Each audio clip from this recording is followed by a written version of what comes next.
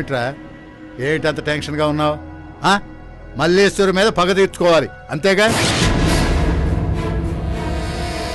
CM గాని సూర్యుడు అస్తమించేలోగా మల్లేశ్వరిని శవంగా మార్చురికి పంపలేకపోతే నీ నాన్న పేరు బాచిరాజే కాదు. 2-3 రోజుల్లో సీఎం ఫారిన్ టూర్ వెళ్తున్నాడు. అప్పుడు హైదరాబాదు బాంబులతో దద్దరిల్లిపోతుంది. మన పంట పండుతుంది.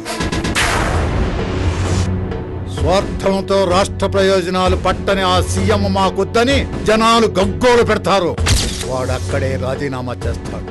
మాజీ సీఎంగా వాడి గడ్డ మీద అడుగు పెట్టడం, తాజా సీఎంగా మనం వెళ్లి వాడిని పరామర్శించడం, సాయంత్రానికి మల్లేశ్వరిని మట్టిలో కప్పిపుచ్చడం. That's all.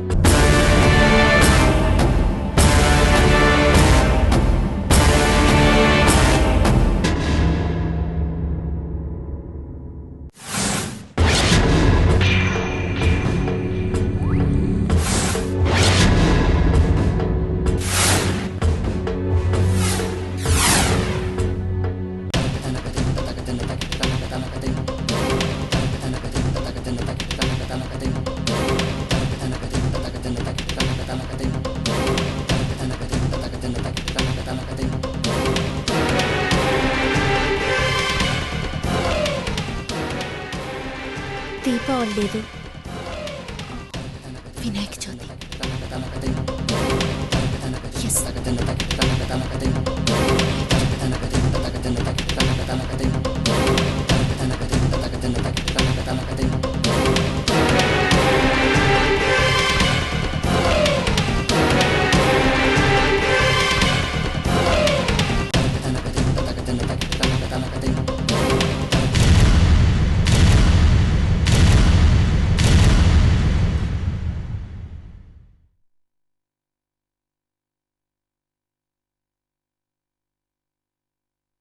నువ్వింకా నిద్రపోలేదా? నీ కళ్ళు తెరుచుకుని ఉంటే నా కళ్ళల్లా మూసుకుంటే చెప్పు. తీసుకో. Ashok, work first. ఏంటది అర్జెంటు? రేపు పొద్దున చేసుకోవచ్చు కదా? లేదు అశోక్, ఇది చాలా చాలా ఇంపార్టెంట్ విషయం. ఉదయం కుదరదు, డ్యూటీ ఉంటుంది కదా. ఇది మాత్రం డ్యూటీ కదా? కాదు, ఇది రెస్పాన్సిబిలిటీ, బాధ్యత. మరో 5 రోజుల్లో ఓ అనర్థం జరగబోతోంది. అది ఎక్కడ, ఎందుకు చేస్తున్నారో అర్థం కావడం లేదు. దగ్గరలో పండగలు లేవు, స్పెషల్ సందర్భాలు లేవు. ఎందుకు చేస్తున్నారో అర్థం కావడం లేదు. ఎవరు చేస్తున్నారో తెలుసా? తెలీదు. చూడు, వర్క్ చేసి నీ మొహంతా డల్ అయిపోయింది చూసావా? ముందు గ్రేప్స్ తిను. ప్లీజ్ అశోక్, ఇప్పటికే భార్యగా నా బాధ్యతలు నేను పూర్తిగా నిర్వర్తించలేకపోతున్నందుకు నేను చాలా సిగ్గుపడుతున్నాను. ఇంకా గిల్టీగా ఫీల్ అయ్యేలా చేయకు. వెళ్ళి పడుకో. మల్లేశ్వరి, నువ్వు ప్రజాసేవ చేస్తున్నావు, నేను నీకు సేవ చేస్తే ఇండైరెక్ట్గా నేను కూడా సేవ చేస్తున్నట్టే కదా. అందుకనే తిను. సరే, ఇది తినాలి. ఓకేనా? ఏమైంది? నీకు ఎలా చెప్పాలో నాకు అర్థం కావట్లేదు మల్లేశ్వరి. చెడ్డ పని అయితే చేయొద్దని ఖచ్చితంగా చెప్పగలను, కానీ నువ్వు చేస్తున్నది మంచి పని. చెయ్యొద్దని ఎలా ఆపగలను చెప్పు. అంటే ఏం లేదు, భగవంతుడు క్షమించాలి. అలా జరగకూడదని అనుకుందాం. ఈ గొడవలో నీకేదైనా జరిగితే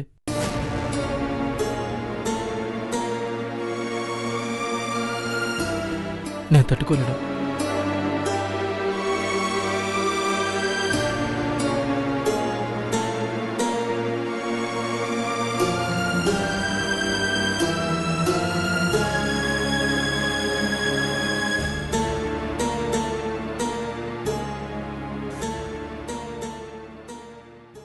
అశోక్,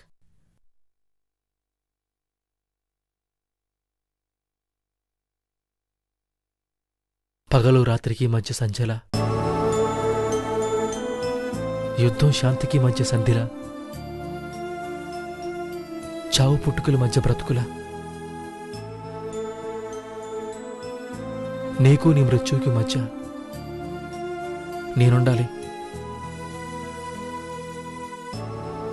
నీ గుండెల్లో ఊపిరిగా నేను నిండిపోవాలి.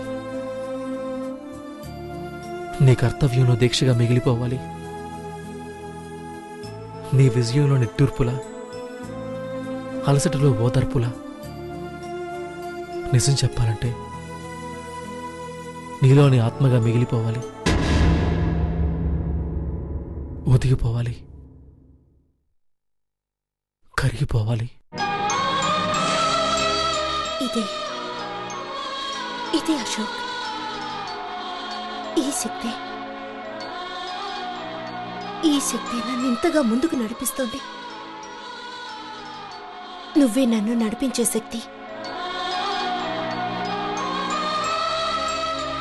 సాధిస్తాను, ఖచ్చితంగా సాధిస్తాను, సాధించి తీర్తాను.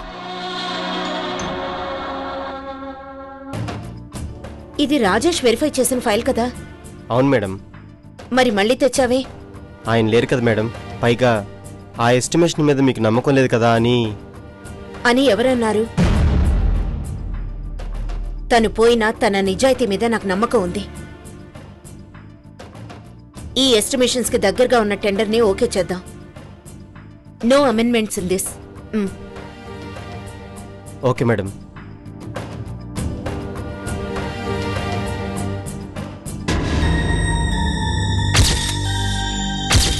ఆ రాస్కల్ ఏమైనా చెప్పాడా? ఇంకా చెప్పలేదు మేడం. ఎంత ట్రై చేసినా వాడి నోటి వెంట తనే చేసినట్టు ఇంకా రావటం లేదు మేడం. రాబట్టండి. సమాజానికి ఉపయోగపడే ఒక ఆఫీసర్ చావు కారణమైనవాడు వాడినంత ఈజీగా ఎలా వదిలేస్తారు మీరు? మీరేం చేస్తారో నాకు తెలీదు. నాకు నిజం తెలియాలి. అలాగే మేడం.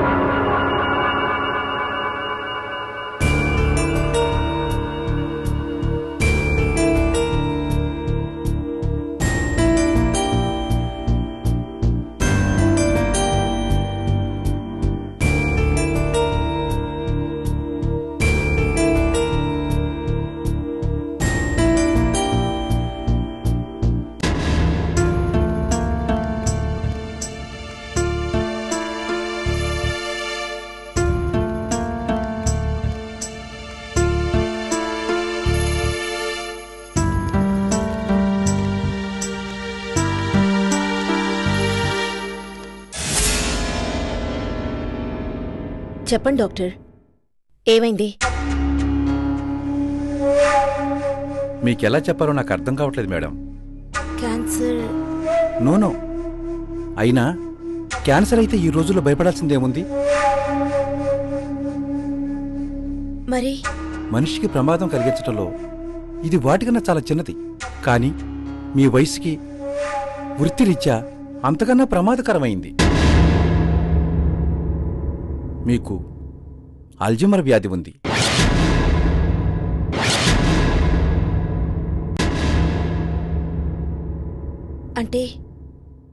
అంటే అర్థమయ్యేలా చెప్పాలంటే మతిమరుపు వ్యాధి. పాలు పెట్టి మర్చిపోవడం, పంపు తిప్పి మర్చిపోవడం సహజంగా ప్రతి ఆడపిల్లకి అనుభవమే. దానికన్నా ఇది దాదాపు 1000 రెట్లు తీవ్ర లక్షణాలున్నది.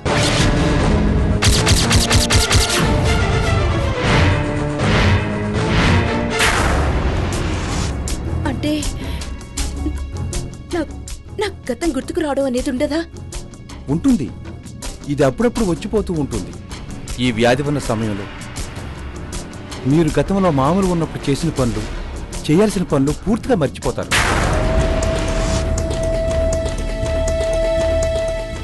అంతేకాదు, ఈ వ్యాధి సోకిన టైంలో మీరు చేసిన పనులు మీకు అసలు గుర్తే ఉండవు.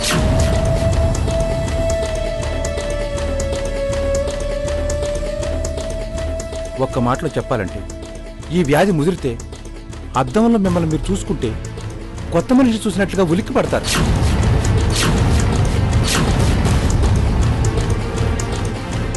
ఇది మనిషిని శారీరకంగా చంపదు, మానసికంగా కురంగతీస్తుంది. అంటే మీరు చెప్పిన అల్జీమర్ వ్యాధి వల్ల నేను ఉద్యోగం చేయగలనా లేదా? నిజం చెప్పాలంటే ఈ పరిస్థితుల్లో మీరు ఉద్యోగం చేయలేరు. మీ ఉద్యోగం ఎంతో కీలకమైంది. మీరిందాకన్న క్యాన్సర్ ఎవరికి వస్తుందో వాళ్ళనే చంపుతుంది. కానీ అల్జీమర్ మీలో అత్యున్నత స్థాయి వ్యక్తులకు వస్తే విచక్షణ లేకుండా మీరు తీసుకునే నిర్ణయాల ద్వారా కొన్ని వేల మంది జీవితాలను నాశనం చేస్తుంది. క్షమించండి, ఇది ఇలాంటి వ్యాధి ఉన్నవారితో చెప్పాల్సిన మాటలు కావు. కానీ మీ స్థాయి, స్థానం నాతో చెప్పక తప్పని పరిస్థితి కల్పించాయి. It's all right. వస్తా డాక్టర్. ఓ చిన్న సాయం చేయగలరా? చెప్పండి మేడం. ఈ విషయం కొన్నాళ్ల దాకా ఎవరికీ చెప్పకుండా దాచగలరా? నా కోసం కాదు, దేశం కోసం, మనందరి కోసం. అలాగే madam. Thank you very much doctor. Thank you very much. ఈరోజు రిపబ్లిక్ డే. సమాజం గురించి తప్ప వేరే ఆలోచించని నేను ఈరోజు నన్ను నేను కోల్పోవడం యాదృచ్ఛికమే అయినా డ్రామాటిక్ కదా. Thanks for everything. వస్తాను.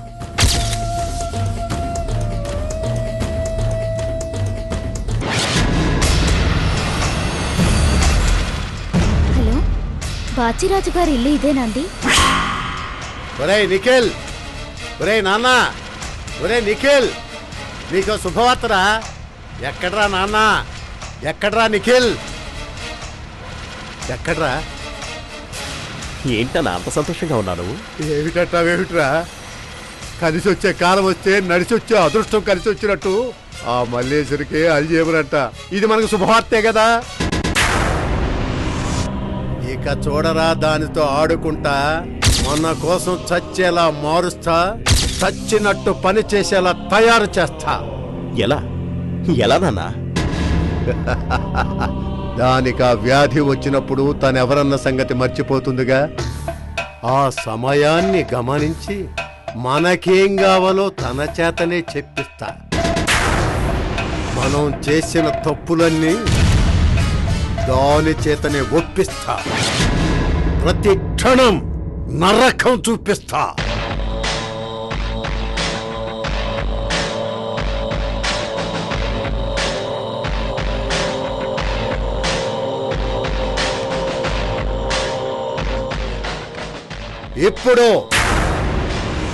ఇప్పుడు అసలైన గేమ్ స్టార్ట్ అవుతుంది.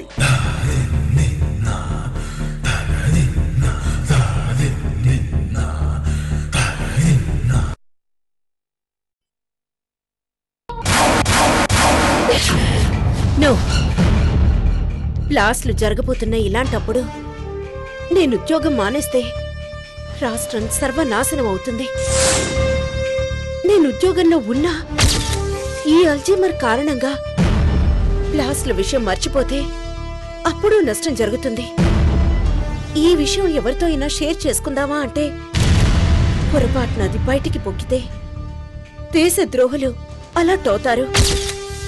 వచ్చే ఆఫీసర్ సిన్సియర్గా ఉంటాడన్న నమ్మకంతో వదిలేయాలా? ప్రమాదం తప్పే వరకు కష్టమో నష్టమో నేనే కలెక్టర్గా ఉండిపోవాలా? ఉండి మర్చిపోకుండా ఉండగలనా? దేవుడా, ఇప్పుడు నాకేంటి దారి? ఏం చేయాలి నేను? ఏం చేయాలి?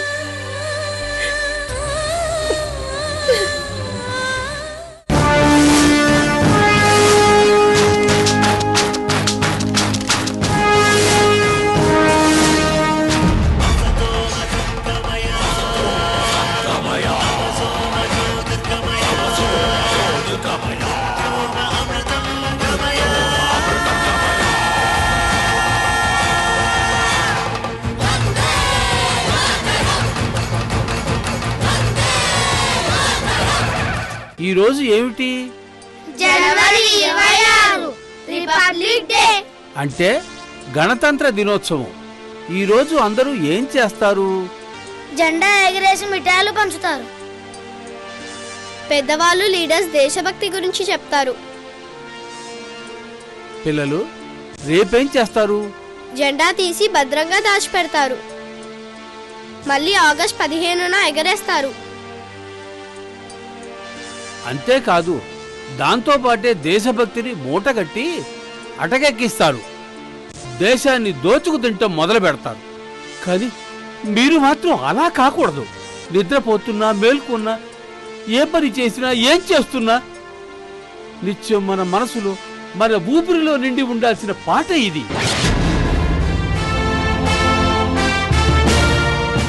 దేశభక్తి అన్నది ఓ కార్యక్రమమో, ఓ పనో కాదు, మన కర్తవ్యం.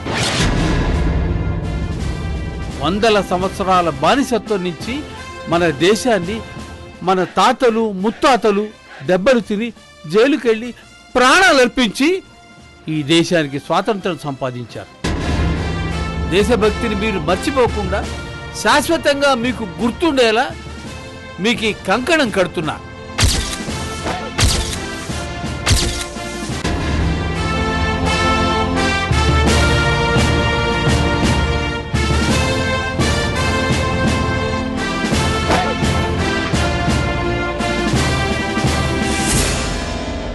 మేడం, మీరు కట్టండి మాస్టారు. మీ స్టూడెంట్స్ కన్నా నాకే దీని అవసరం ఎక్కువగా ఉంది. అన్ని విషయాలకు తల్లిదండ్రుల మీద ఆధారపడ్డ బిడ్డలు వాళ్ళు. స్వయం రక్షణ చేసుకోలేని వాళ్ళకన్నా జాతి రక్షణ చూడాల్సిన నాకు దీని అవసరం చాలా ఉంది. నేను సాధించాలనుకున్న విషయాన్ని నిద్రలో మెలకువలో కూడా గుర్తు చేసేలా, కలలో కూడా మర్చిపోకుండా ఉండేలా కట్టండి. కర్తవ్యాన్ని గుర్తు చేసేలా కట్టండి మాస్టారు. అలాగే మేడం, తప్పకుండా కడతాను.